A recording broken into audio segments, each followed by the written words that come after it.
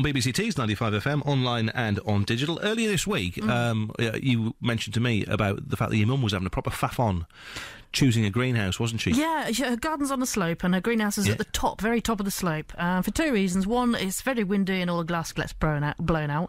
And, you know, you're getting on and you don't want to be travelling up to the top of the garden every time you want to water your greenhouse. So she's got a space down just outside the back door and wants to put a 4x6 polycarbonate greenhouse, and she's been to all the local suppliers and they've said, we either they don't do 4x6 or they won't do polycarbonate for some reason, and she wants that because it's safe for the grandchildren. Yeah.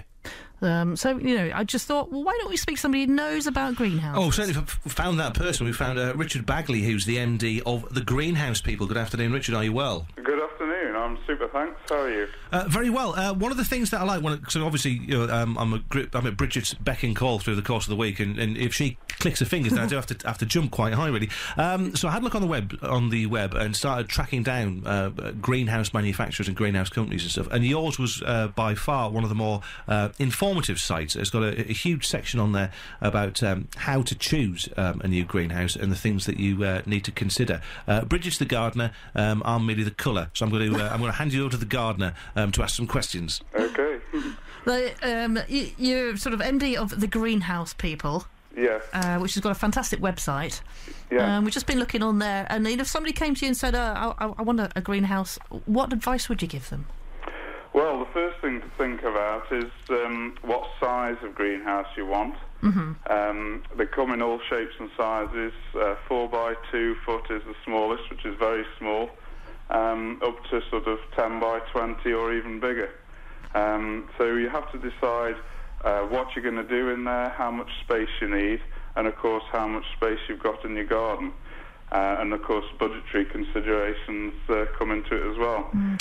The golden rule of size is you always need bigger than you think you do for your greenhouse, because you'll always fill it with plants and wished you'd gone for a bigger one, which is hard to do after the event. I guess you always forget that you have to be in there as well, don't you? Well, that's right, yeah. And as your enthusiasm grows, when you get in there and your plants grow, you'll soon need more and more space. And what about a flat? Do you have to have a flat base? Ideally, you do. Not many people have a perfect flat base just ready and waiting, but it's a consideration when you're choosing your greenhouse. You need a nice levelish spot, or you're going to have to think about getting it level in time. And it's important to think about your base, because a nicely prepared base, perhaps paving slabs or something similar, can make your greenhouse a better job and last longer and get the best out of it. I guess it's easier to clean as well, isn't it, then? Easy to keep clean and, of course, disease-free. Whereas if you've got soil in the greenhouse, if you want to grow tomatoes out of the soil, for example, you may have to sterilise the soil every year or two to keep on top of it. Okay. I don't know, you can get metal ones and wooden ones and aluminium ones. What's the sort of the most average greenhouse that somebody would go for, do you think? Well, your top selling greenhouses in the UK are aluminium 6x8s. That's the most popular size, 6 feet wide, 8 feet long, and 8x10s, which is the sort of what you might call a medium-sized greenhouse. Aluminium does outsell wood nowadays. Cedar wood is quite expensive compared to aluminium, and it's more of a premium product, whereas aluminium, perhaps 6x8, you could get from about £300 with glass, and you can obviously spend as much as you want as you go up in quality. Oh, you mentioned the glass there. There's horticultural glass and toughened glass, and there's this polycarbonate as well. What are the benefits of all of those? Well, horticultural glass is your standard greenhouse glass, 2 foot by 2 foot panes. Your listeners are probably familiar with that, and it breaks very easily and it can be dangerous. Toughened safety glass is made to the same standards as the glass in your house, perhaps if you've got a glazed door. So it's toughened 7 times stronger than normal glass, and if it breaks, it disintegrates into small pellets, which is a lot safer than normal glass. Polycarbonate is another material, normally twin wall polycarbonate with a 4mm gap in between. The thing about polycarbonate is it's naturally lightweight and flexible.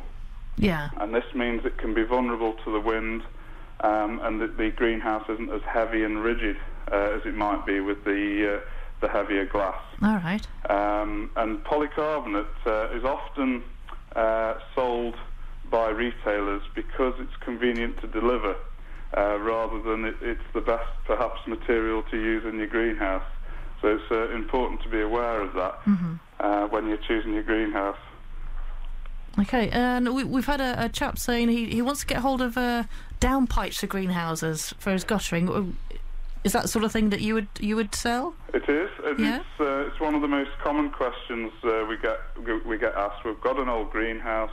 We want to save the rainwater, and we can't get the downpipes or the outlets or the stop ends.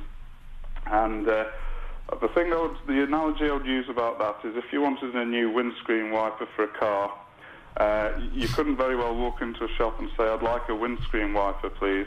You'd have to know what the car was, the make and model. Now, most people don't know what make and model the old greenhouse is, which is perfectly understandable. So the best bet is to track down a specialist greenhouse retailer, either locally or online, and you can then perhaps even communicate by sending a photograph of your gutter so that we can see if it's a good match with what's available.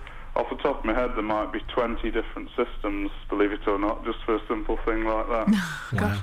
We've also had Donald on from Yarm, who says, where can he get new door seals, as his door seals in his greenhouse have split? Is that something that you can buy online, or...? Yeah, online. I mean, you can look for it on the internet, on our website, greenhousepeople.co.uk, and we stock lots of different ones, and it's a similar thing, again, to the... I was going to say the windscreen wipers, to the guttering, because you have to get the right one. But there's several available, and if you've got a sample of your old one, you can compare it with the ones online and get fixed up. Brilliant. Richard, thank you ever so much for your time. That's Richard Bagley, the Managing Director of the Greenhouse People, who obviously... does what it says on the tin, really. Yeah. Lots of people out there selling greenhouses. If you just pick your favourite search engine, be it Google or whatever, and type in greenhouses, and you'll get a load of information up. But that site is, and there are many sites available, but greenhousepeople.co.uk, very, very informative, with a very good buyer's guide on there. Is it that time already? Well, I don't know where the time has gone today. It's rattled past, hasn't it? It really has. Yes, yeah. And lots of questions, which is good, from people, and lots of people taking part in our koala guess the noise. Yep, koala bear. Who'd have thought koala bear would have made a noise like that? So there you go, BBC Tees 95 FM, online, on digital. We're back next week. All things green gardening and the great outdoors, but leaves you in the capable hands of Colin Bunyan and his vintage vinyl.